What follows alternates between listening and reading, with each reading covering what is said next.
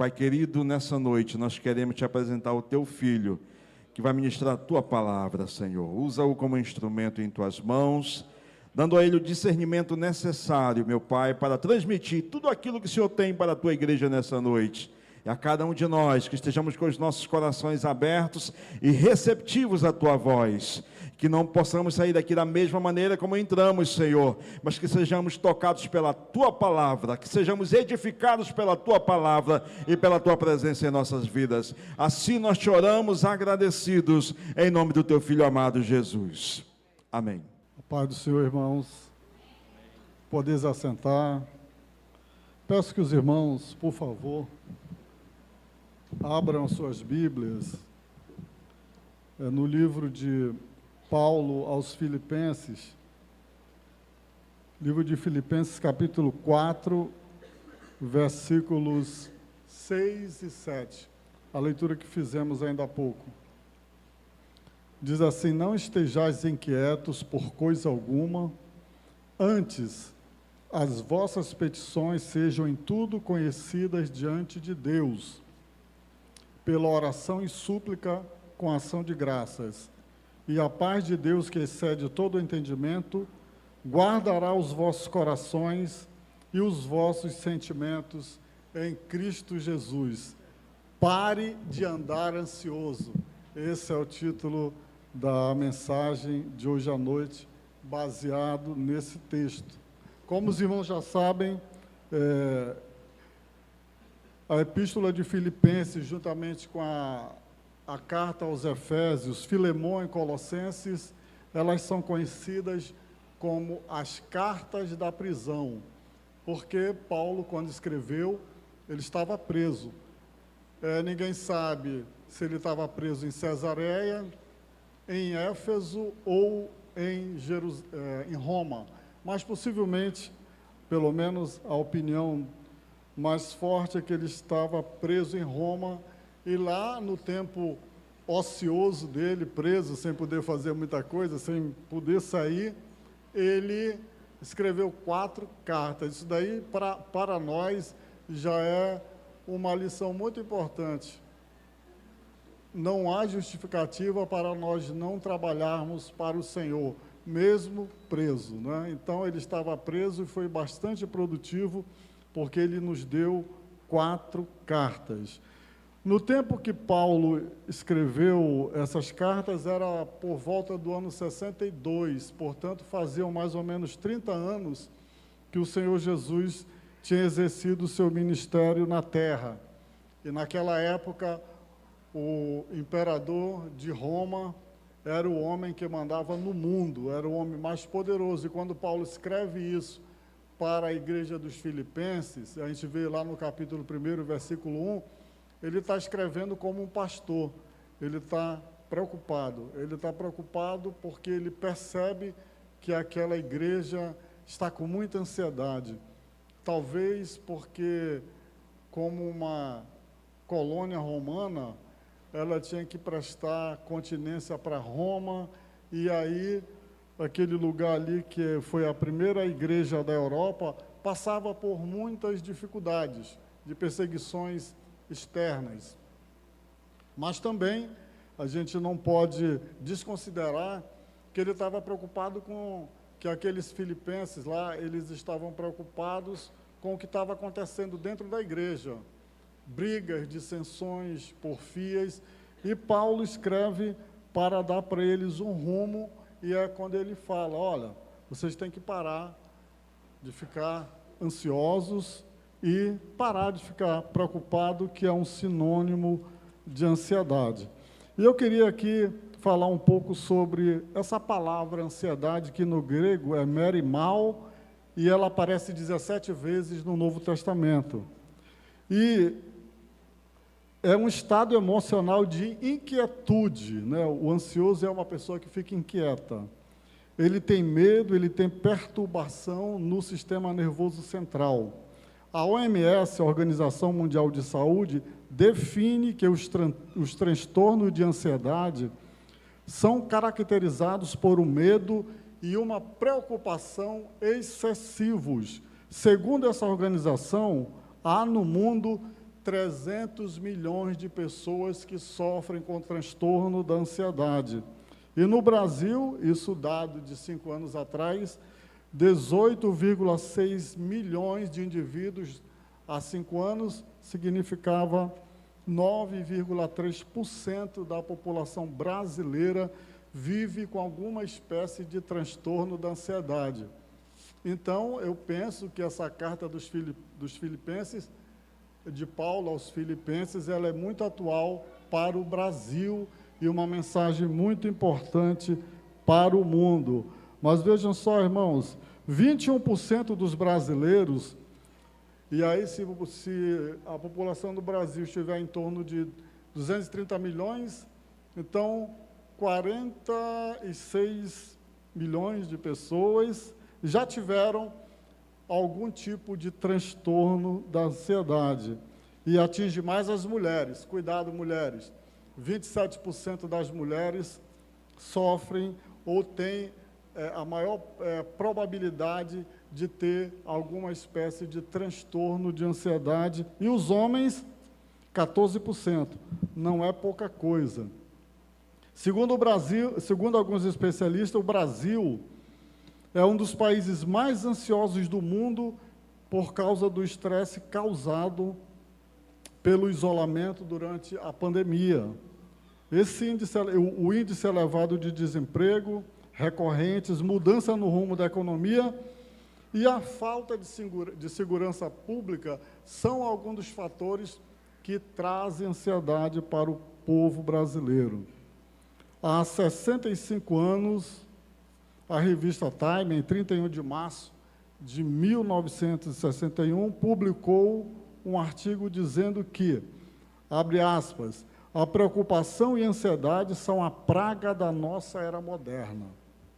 Não apenas as estatísticas sombrias de assassinato, suicídio, alcoolismo e divórcio revelam ansiedade, mas quase qualquer ato inocente do cotidiano, como um aperto de mão fraco ou excessivamente caloroso, o segundo maço de cigarros ou o terceiro martini, o compromisso esquecido, a gagueira no meio da frase, a hora perdida em frente à TV, a surra na criança e o carro novo não pagam, revelam algum tipo de ansiedade. Então, para os irmãos verem, a gente poderia dizer que o mundo está doente. O mundo está doente com essa praga, segundo a revista aqui, que é essa doença. Essa doença já existia no tempo do apóstolo Paulo, lá dentro da igreja dos Filipenses. Se os irmãos estão lembrados, a igreja de Filipenses ela foi criada, foi gerada quando Paulo foi preso. Ele e Silas foram levados para o calabouço. Aí, durante a noite, eles começaram a orar, o Senhor se manifestou, houve um terremoto, os presos foram libertos. Então, ali foi o início, a igreja foi criada a partir de um terremoto, né? Interessante isso daí. Bem, irmãos, então, fazendo esse contexto, vindo para o nosso texto, não estejam preocupados com alguma coisa, mas em tudo sejam conhecidos. E aqui eu destaco, e peço que vocês acompanhem nas vossas Bíblias, os verbos, porque os verbos são importantes e eles falam muito. Então, primeiro nós temos aqui, não estejam, né? O verbo está, 2 vezes repetido, e aí o verbo conhecer e o verbo preocupar. E todos eles estão no presente do imperativo. Um verbo, ele já não, quando ele está no presente do imperativo aqui, ele já não quer dizer que ele é uma opção. Aqui ele está, é uma coisa que é para fazer, né? Então, não é se eu quero fazer. Então, aqui ele tem um peso de um mandamento. Não estejam preocupados, não estejam ansiosos. Voltemos lá para os 10 mandamentos. Não matarás, não adulterarás, não farás isso, não farás aquilo. Olha o não na frente. Então, esse não aqui na frente, não estejam preocupados, isso é um mandamento. Isso quer dizer que se nós não obedecermos, nós estamos pecando. Então, podemos concluir com base naquilo que o que Paulo está dizendo, ele está dizendo, se vocês ficarem ansiosos, então significa que vocês estão desobedecendo aquilo que Deus está mandando fazer. E quando ele diz, não estejam ansiosos, era porque aquela igreja já tinha muita gente ali sofrendo desse mal. Então, não é uma questão de opção, não é uma questão de escolha, é uma questão de obediência. E nós vamos ver aqui, com a evolução da mensagem, como é que nós conseguimos cumprir esse mandamento. Então, parem de ficar preocupados com coisa alguma. É proibido ficar ansioso, é proibido se preocupar. Não estejam ansiosos, não estejam preocupados. Então, essa palavra, ela traz em si, essa palavra ansioso, lá no original, como eu falei, ela embute dentro dela o sentido de distrair, dividir, ser puxado em direções diferentes. É como se um cavalo estivesse puxando um braço direito para um lado, o braço esquerdo para o outro, a perna para um lado, a perna direita para um lado e a perna direita para o outro. E aqui a pessoa vai ficar, né, sem os membros. Então, por exemplo, as nossas esperanças, elas nos levam para uma direção. Os nossos medos nos levam para a direção oposta. Então, a ansiedade, ela é diretamente, inversamente proporcional na direção contrária da esperança. Como é que nós podemos ficar esperançosos nas promessas do Senhor se o nosso coração e a nossa mente está invadido pela ansiedade, pela preocupação? Portanto, estar ansioso, a gente pode dizer que é estar destruído. Quem vive preocupado, quem está ansioso todo o tempo, é a pessoa que está destruída, porque ele está sendo rasgado em direções diferentes. E Paulo estava preocupado com isso, porque isso não é de Deus, isso é uma ferramenta de Satanás que tem usado na humanidade desde quando o homem foi colocado no Jardim do Éden. A palavra preocupação, sinônimo de ansiedade, nas suas origens lá na língua inglesa, ela pode significar também estrangular. Então, imagine só, irmão, se lá no original ela tem o sentido de dividir, de espalhar, né, de ser puxado em direções diferentes, e aí nós nos socorremos da língua inglesa para colorir mais o significado, e lá essa palavra vem do verbo que significa estrangular. Agora imagine só uma pessoa toda dividida e sendo estrangulada por alguém. Só quem sabe disso é quem tem um refluxo no esôfago, mais ou menos parecido. Mas é uma situação muito terrível. Estrangulamento significa que a pessoa fica sem ar, pode morrer a qualquer momento. E é isso que a preocupação, é isso que essa palavra quer dizer, e é isso que Paulo estava dizendo. Olhem, tenham cuidado, vocês podem morrer por um autoestrangulamento, né? Vocês mesmos podem se matar. Na verdade, a preocupação ou ansiedade tem efeitos colaterais físicos terríveis. Aparecem como dor de cabeça, dores no pescoço, úlceras e até dores na costa. E quem sabe muito mais coisa do que está aqui. A preocupação afeta o nosso pensamento, a nossa capacidade de raciocinar. Ela tira o nosso pensamento do prumo, ela tira a harmonia da nossa cognição, e ela tem o efeito até de nos fazer esquecer, como nós definimos anteriormente. A preocupação afeta o nosso pensamento, a nossa digestão e até mesmo a nossa coordenação. Então, de repente, alguém aí que pensa que está com mal de Parkinson, de repente não pode ser Parkinson, pode ser distúrbio da ansiedade. Essa palavra, ela também, ela é uma figura, ela tenta demonstrar a figura de um indivíduo tentando carregar o fardo do seu futuro sozinho e expressando uma ansiedade irracional, especialmente sobre as coisas das quais ele não tem controle. Então, a pessoa fica preocupada com o futuro, é igual o Atlas, aquele deus grego, semideus, tem uma figura que ele carrega o globo terrestre na costa, né? E fica fazendo ali força e pedindo a Deus, entre aspas, para alguém tomar o lugar dele. Mas o ansioso, ele se preocupa, ele traz para o presente, olha que loucura, ele traz para o presente os problemas do futuro que ele não tem domínio, que ele não tem como trabalhar nisso. Isso, de um certo ponto, parece até uma irracionalidade num grau muito elevado. Irmãos, o que está fora do nosso controle já está resolvido, está fora do nosso controle. O que nós podemos fazer quando uma coisa está fora do nosso controle? Ou numa distância geográfica, ou numa impossibilidade, mas nós vamos ver, segundo Paulo, o que nós podemos fazer. Mas a única coisa que ele proíbe é que nós não nos preocupemos com aquilo que nós não temos condições humanas, financeiras, ou de qualquer origem, de resolver. Eu queria adicionar mais alguns pensamentos sobre ansiedade, agora uma ótica espiritual.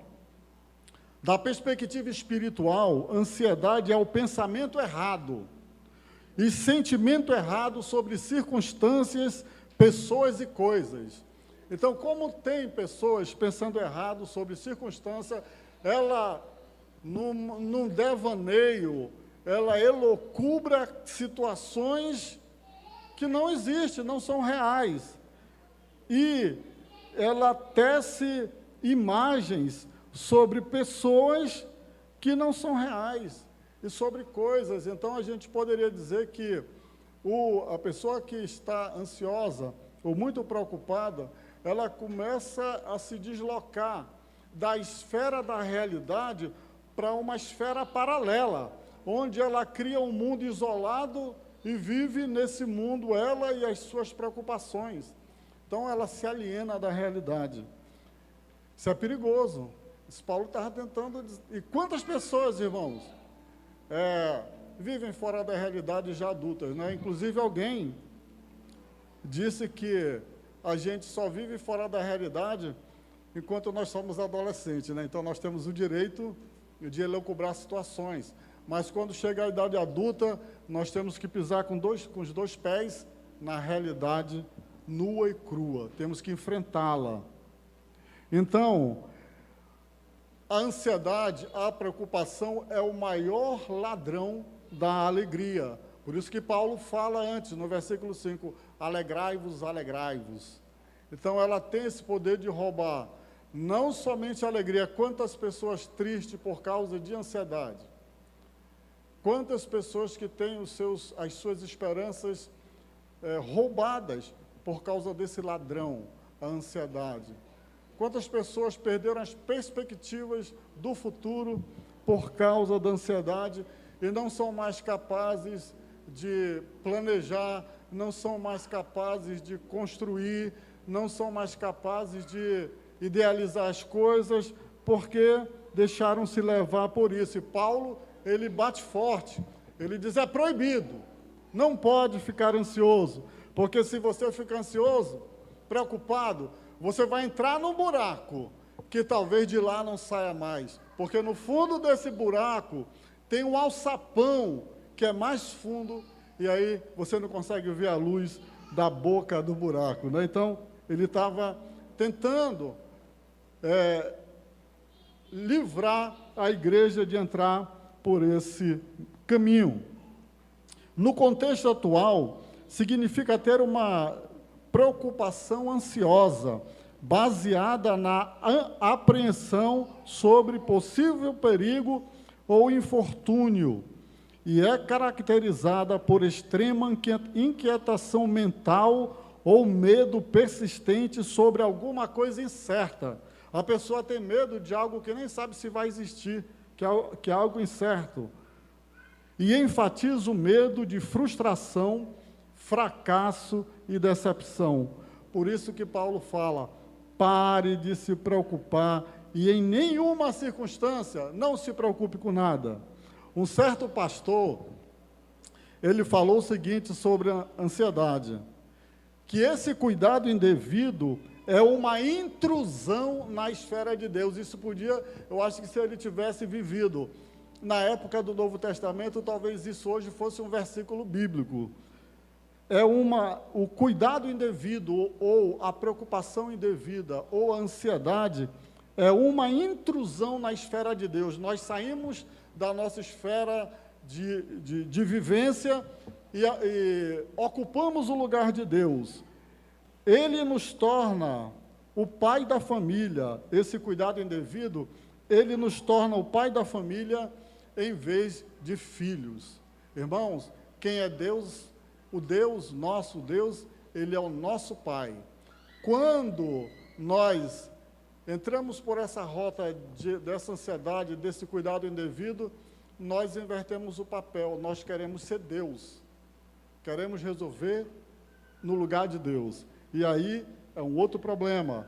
Então, falamos sobre não andar ansiosos, agora vamos falar, ele diz, esse complemento, por nada.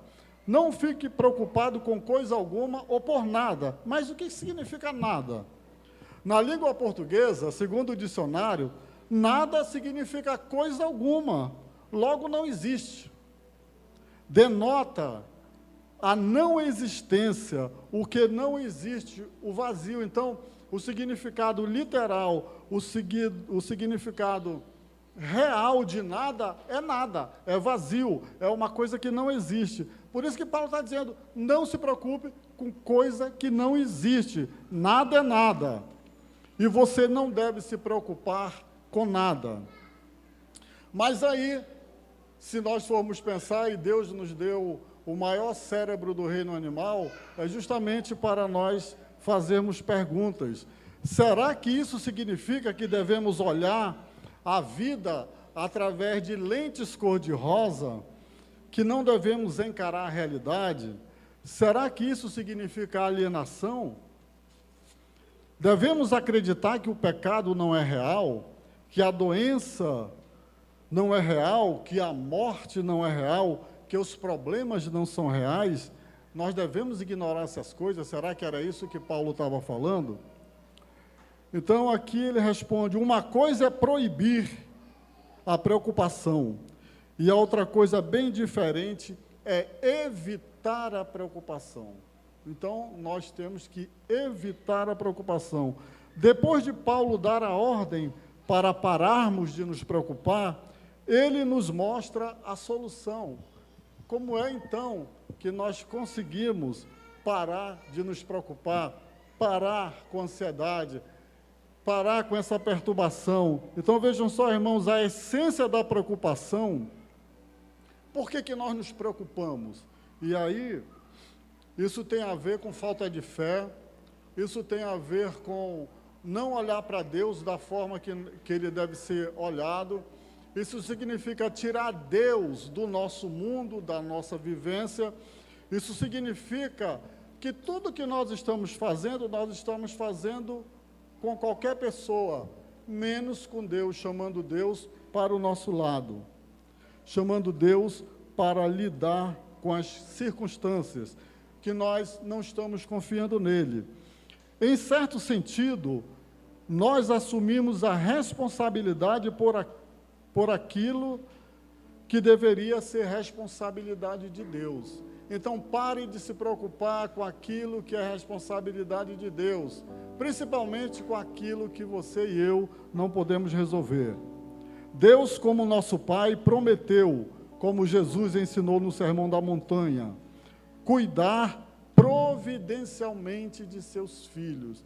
Lá no Sermão da Montanha ele diz, olha os campos, olha os pássaros, eles não semeiam, mas Deus os alimenta. Se Deus é fiel em cumprir a sua promessa, por que seus filhos deveriam se preocupar e ter ansiedade? Ou nós cremos ou nós não cremos nessa questão de sermos ansiosos ou não. Aqui Paulo fala para nós não sermos ansiosos, mas na verdade ele só está repercutindo, é um eco do que Jesus já falou também, que nós não devemos ter ansiedade. Não andeis ansiosos com o que haver de comer ou beber, né, com o dia de amanhã. Mas nós já vimos, então, não andeis ansiosos por coisa alguma. Agora ele vem, mas em tudo, isso daí está no versículo 6, mas em tudo. O que significa esse tudo? Se nada significa nada, será que o tudo significa tudo? Mais uma vez, segundo o nosso dicionário, tudo significa tudo, sem exceção. Então Paulo colocou lá uma palavra chamada panta, então é tudo, não fica nada que não seja incluído aí. Seja qual for o assunto, está incluído dentro do tudo, não apenas aqueles problemas de orações em tempos de crise. A gente ora muito em tempo de crise, né? Nós deveríamos orar mais em tempos que a crise não se abate sobre nós. Em tudo, em cada emergência, pequena ou grande, à medida que surgir, ore.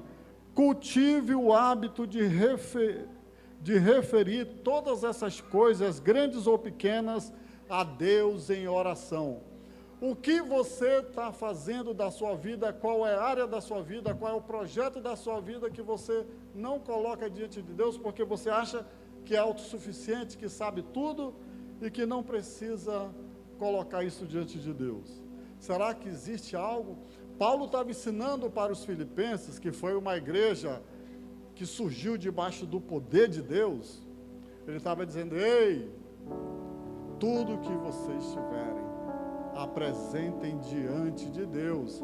E essa palavra, depois de 2000 anos, ela chega aqui na Assembleia de Deus do Brasil. Ei, não se preocupem por nada, mas apresente tudo a Deus em oração. Qualquer coisa, a pequena e a grande. Então, Paulo aqui, desse versículo 6, ele nos mostra o antídoto para curar a ansiedade e a preocupação. Irmãos, tem gente morrendo.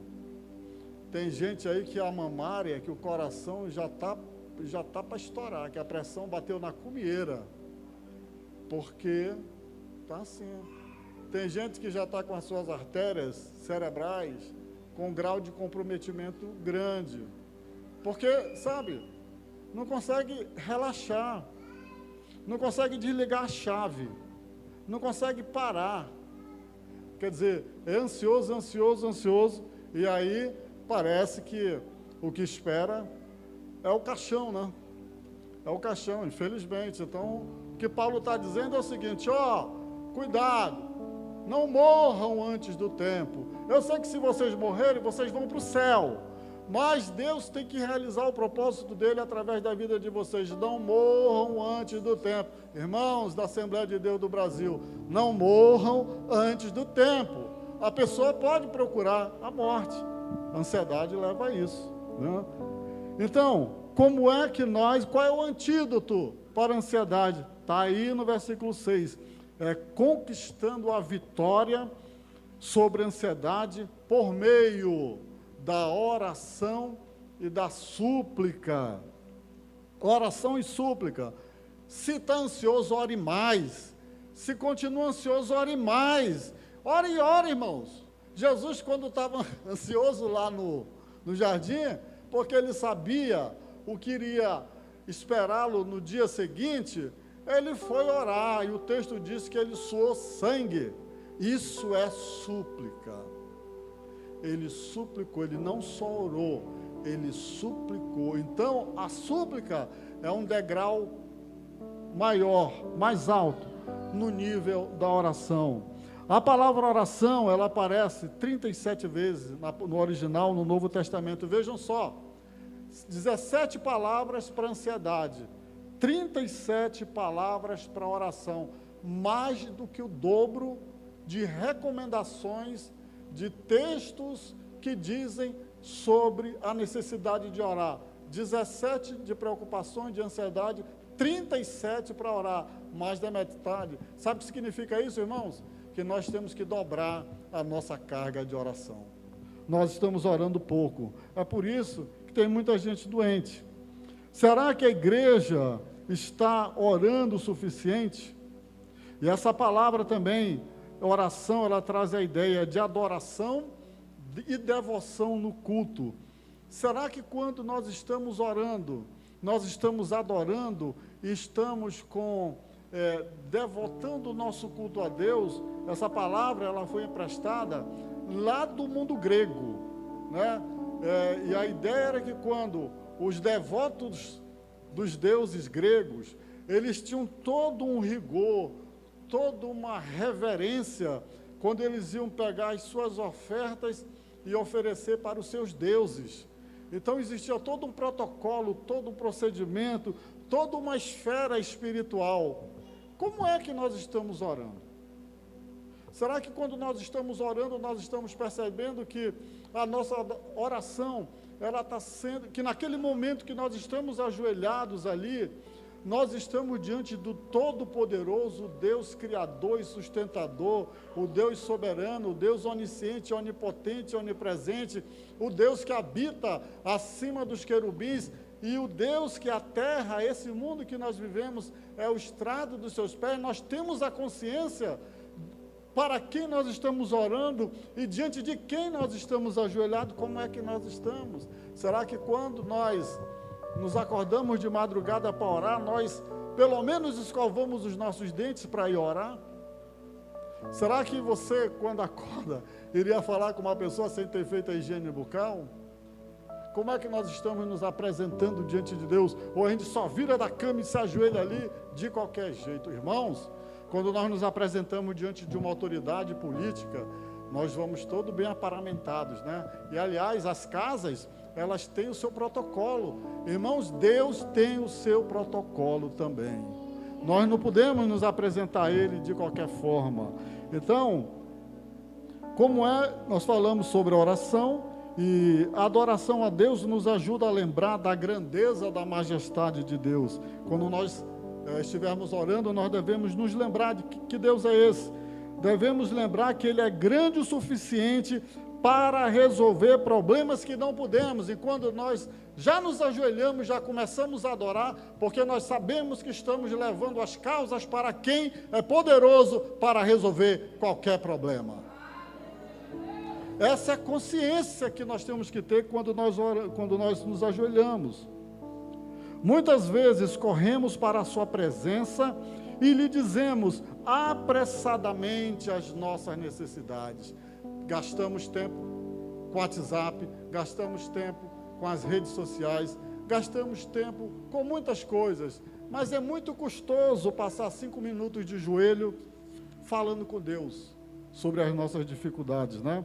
Parece que vem tudo, mas a liberdade da ansiedade vem quando dedicamos mais tempo a quem Ele é, em vez de pensar nos nossos problemas. Quando vamos orar, temos que pensar na grandeza de Deus, em tudo que Ele é e em tudo que Ele já fez por nós. Então, nós já vimos o que é a adoração, o que é a oração, ela tem essa pegada da adoração. Mas então, o que é súplica? Se refere a uma oração sincera, dirigida a Deus. Então, se Ele está mandando orar, e orar nós já vimos que é adoração, é ver a grandeza de Deus, é nos debruçarmos, é adorarmos.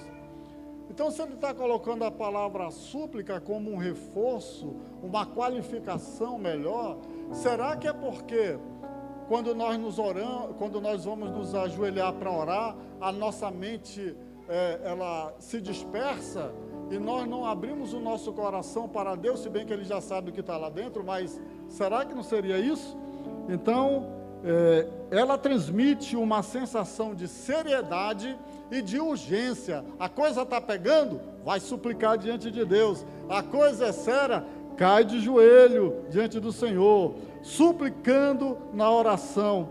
Reflete uma profunda necessidade ou desejo pessoal. Qual é a tua necessidade, meu irmão? Qual é a tua necessidade, minha irmã?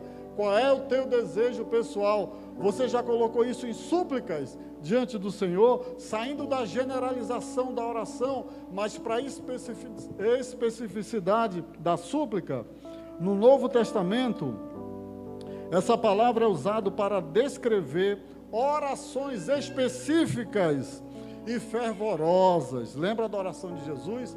Lembra da oração que eles estavam fazendo na casa daquela parente de Pedro, para o Senhor agir, e o anjo foi lá na prisão e tirou Pedro de lá? Estavam suplicando a Deus por uma coisa emergente, um pedido específico. Enfatiza o fato de que o suplicante precisa muito daquilo que pede, e ele busca uma intervenção imediata da divindade. Olha a condição do coração daquele que é suplicante diante de Deus. Irmãos, nós chegamos nesse nível? Será que as nossas orações, elas não são respondidas porque o próprio Jesus disse: batei, batei, e abri-se-vos-á, buscai, buscai, o que mais? Pedi, pedi.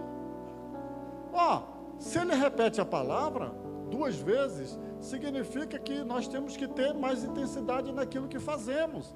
Então, nós temos que ser persistentes nas nossas súplicas. Mas olha só, irmãos, ainda tem mais. Ele diz o seguinte: tudo isso que você vai ter que fazer, você não tem que fazer de qualquer forma. Não é chegar lá e se ajoelhar e orar e suplicar. Não, você tem que fazer isso, segundo o texto está dizendo, com ações de graça. Com ações de graça. Então, mas o que é isso? O que vem ser ação de graça? Vejam só, irmãos, ação de graça significa, em primeiro lugar, agradecimento. Será que quando nós estamos orando, nós paramos 5 minutos para agradecer a Deus pelo que Ele fez na nossa vida, pela nossa família, pelo dia que nós tivemos? Será que nós agradecemos ou já passamos direto, pulamos direto para os pedidos, né? Então, Paulo está ensinando como é que nós devemos fazer, com ações de graça. Então, denota principalmente o ato de agradecer ou expressar gratidão. É frequentemente usado no contexto da adoração e da oração. É uma atitude de gratidão a Deus por sua graça, provisão e bênçãos. Isso implica em apreciação da nossa parte. Certamente o Pai, o nosso Deus, Ele se deleita, irmãos, nós que somos pais, nós ficamos felizes quando os nossos filhos nos agradecem por alguma coisa. Porque quando eles nos agradecem, parece que nós só temos o santo privilégio de alimentá-los e de sustentá-los. Mas quão bom é quando um deles vem e agradece por alguma coisa. E da mesma forma, Deus Pai para conosco, nós devemos agradecer-lhe por tudo o que Ele tem feito por nós. No entanto, muitas pessoas são como os 9 leprosos curados por Jesus. Pegaram a bênção e não voltaram para agradecer. Significa que 90% daqueles 10 leprosos, ou seja, 9 leprosos, eram ingratos. Será que essa proporção nós podemos aplicá-la no meio da igreja? Eu não sei, mas deve ter muito crente ingrato, porque não agradece a Deus nem pelo dia que ele viveu. Estamos ansiosos para perguntar, mas lentos para apreciar. Observe que a ação de graça deve ser oferecida no mesmo momento em que fazemos os nossos pedidos. Fazer isso serve para nos lembrar de todas as coisas que Deus fez e está fazendo por nós. Fazer isso serve para nos lembrar que Deus é poderoso e gosta que nós agradecemos a Ele por tudo que Ele tem feito por nós. Irmãos, o crente tem que ser agradecido, em primeiro lugar, pelo quê? Pela sua salvação, pelo nosso nome está escrito no livro da vida, e que de lá ele nunca saia. Quem ora agradecendo por isso? Senhor, eu te agradeço porque o meu nome está escrito no livro da vida. Quem ora isso todo dia? Tem um monte de gente que não ora. poderia dizer, somos ingratos. Irmãos, essa é a maior dádiva que alguém pode ter recebido. Meu irmão, ore todo dia, quando você for dormir e acordar. Senhor, muito obrigado pela minha salvação e pelo meu nome está escrito no livro da vida. Eu quero concluir dizendo que, quando nós fazemos isso, o que nos resulta? Resulta uma paz maravilhosa, uma paz que excede todo o entendimento, como diz aqui o versículo 7. E a paz de Deus, que excede todo o entendimento, guardará os vossos corações e os vossos sentimentos em Cristo Jesus. Se nós fizermos isso que Paulo está dizendo, ele está dizendo, Jesus vai te guardar. Ele vai te guardar os teus sentimentos. Ele vai te livrar da ansiedade, que essa ansiedade pode ser o gatilho do ataque cardíaco, de um derrame, né? De uma coisa ruim, de uma doença que pode se alojar. Irmãos, vocês perceberam como a oração e a súplica diante do Senhor é o antídoto para muita doença? Essa paz maravilhosa, essa liberdade da ansiedade, é o resultado de deixar que nossos pedidos sejam conhecidos por Deus, por meio da oração. Nós devemos orar por tudo. Nós devemos orar por tudo com oração e súplica. Nós devemos orar por tudo com gratidão a Deus. Pastor, mas o senhor não sabe como eu estou passando. Realmente eu não sei. Eu também nem sei se eu quero saber. Mas uma coisa eu sei. Coloque diante dos pés do Senhor, que Ele já sabe. Mas Ele quer que você ore. Ele quer que você peça para Ele intervir na tua vida. Porque Ele disse, pedi e pedi e dar-se-vos-á. Pedi, será que nós não recebemos ainda porque estamos negligenciando na forma de pedir?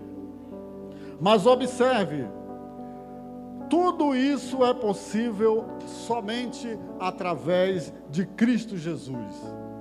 Ele é a fonte de todas as bênçãos espirituais de Deus, incluindo a paz que excede todo entendimento, porque Jesus, Ele é o príncipe da paz. Então troque, Paulo estava dizendo, troque, Filipenses, troque a ansiedade de vocês pela paz que excede todo entendimento, que só tem em Jesus Cristo.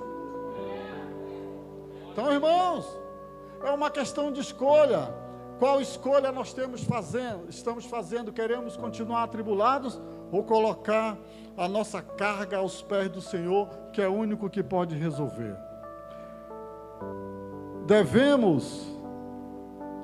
Devemos estar em Cristo se desejamos esta paz da qual Paulo escreve no texto. E a pergunta que eu faço: quantos aqui já estão em Cristo?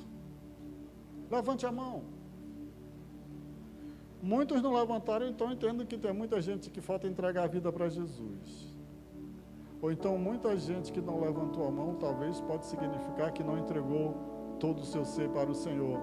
Talvez seja isso uma das razões do que às vezes muitos de nós entramos em crise. Irmãos, temos certeza de uma coisa: as tribulações, como disse Jesus, elas vêm, e parece que elas vêm no momento que a gente menos espera. Pode acreditar nisso.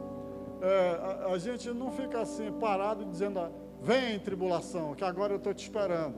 Não, ela vem no momento que a gente não está esperando. Mas se nós tivermos orado, como dizia o pastor Elidio, que o crente tem que estar orado. Se nós tivermos orado, ela vem, mas ela não se instala. Porque a paz que excede todo entendimento, a paz que somente o Senhor Jesus dá, está no nosso coração, porque em nós habita o Espírito de Deus. Você deseja a paz? Então você só deve ter a paz, você pode conseguir a paz se você entregar toda a sua vida ao Senhor. E então você deve ter comunhão com Deus frequentemente, pela oração ensinada por Paulo.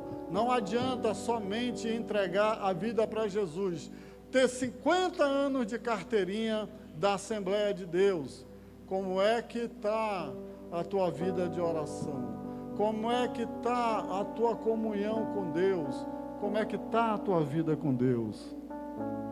Você está em Cristo? Você se comunica com Deus como deveria?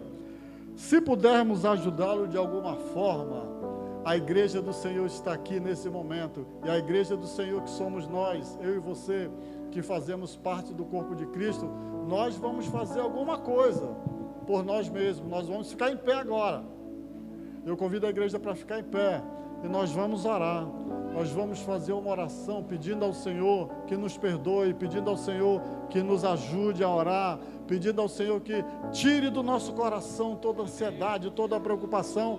E, irmãos, eu já estou aqui na frente orando para o Senhor tirar a minha. E acredite no que eu vou dizer, não são coisas fáceis, não são coisas de pequeno tamanho, mas eu quero compartilhar essa oportunidade. Eu sei que mesmo que eu esteja orando aqui, vocês também vão orar por mim, mas eu quero convidar alguém que está passando por uma ansiedade e que entende que não tem condições de lidar com isso, mas que pela palavra de Deus entendeu hoje que nós devemos jogar essas ansiedades, essas preocupações aos pés do Todo-Poderoso.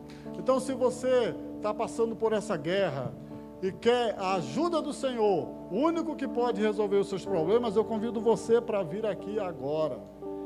Eu não sei qual é o seu tipo de preocupação, qual é o seu problema, qual é o seu desafio, qual é o seu gigante, mas eu sei que tem. Eu sei que tem, porque ela bate de todos os lados. Ela vem, mas o Senhor está aqui nessa noite. Daniel, ele entrou na cova do leão, dos leões, mas ele não ficou ansioso, preocupado, porque ele conhecia o Deus a quem servia. Por que ele não se preocupou? Porque ele mesmo diz: nas minhas visões noturnas, toda noite aquele homem tinha visão. Era um homem de oração. Aqueles 3 jovens, Sadraque, Mesaque e Abednego, ousaram encarar o rei Nabucodonosor, dizendo a Deus: ó rei, nós não vamos nos ajoelhar diante dessa estátua, nós vamos entrar naquela fogueira, e se Deus quiser, Ele nos livra. Irmãos, que ousadia, que fé. Eles não estavam ansiosos e nem preocupados por causa do fogo. Esse é o espírito que o crente tem que ter. Não devemos ter medo dos leões e nem da fornalha, porque sabemos o Deus que servimos. Ainda tem espaço, irmãos, ainda tem espaço. Deus quer tirar isso de você nessa noite. Não vá para a sua casa passar uma noite sem dormir, mais uma noite em claro. Não faça como o Faraó, que ficou mais uma noite com as moscas. Crente não é para ficar nas trevas e nem companhia de mosca. Crente é para ficar na luz. Vamos orar. Pai bendito, em nome do Senhor Jesus, nós agradecemos ao Senhor pela Tua palavra, Senhor Deus, porque a Tua palavra vem da Tua boca, do Teu Espírito Santo. A Tua palavra é o Senhor falando conosco, é a Tua palavra que nos sustenta, é a Tua palavra que nos alimenta, é a Tua palavra, Senhor, que nos dá força. Pai Santo, nós aprendemos aqui que nós não devemos ficar preocupados com coisa nenhuma, porque isso não é para nós, mas nós devemos, Senhor, colocar todos os nossos problemas, tudo aquilo que nos aflige diante do Senhor, quer sejam pequenos, quer sejam grandes, quer sejam complexos, complicados aos nossos olhos. Nós não devemos ocultá-los em nosso coração e nem carregar esse fardo pesado nas nossas costas, mas nós devemos, Senhor, colocá-los aos pés de Cristo, lá na cruz do Calvário, que levou tudo sobre si. E assim, Senhor, aprendemos também que devemos colocar tudo em oração, colocar tudo em súplica, colocar tudo com ações de graça, Senhor, e entendendo que nós, nessa manifestação de fé, nós estamos dizendo que já recebemos no momento da petição e estamos agradecendo, porque nós estamos indo lá no futuro, lá no invisível, trazendo para o presente e agradecendo a Deus pela bênção já recebida. Assim, Senhor, tira todo o fardo dos teus servos que estão aqui. Tira, Senhor, e joga fora agora, pelo poder do teu nome, pelo poder do teu sangue, Senhor. Purifica a mente, a alma e o Espírito Santo, Senhor, que fique em nossos corações. É assim que nós oramos, é assim que nós cremos, que o Senhor restaurará a nossa vida, que o Senhor restaurará a nossa força, que o Senhor restaurará o nosso propósito diante do Senhor. Em nome de Jesus. Amém.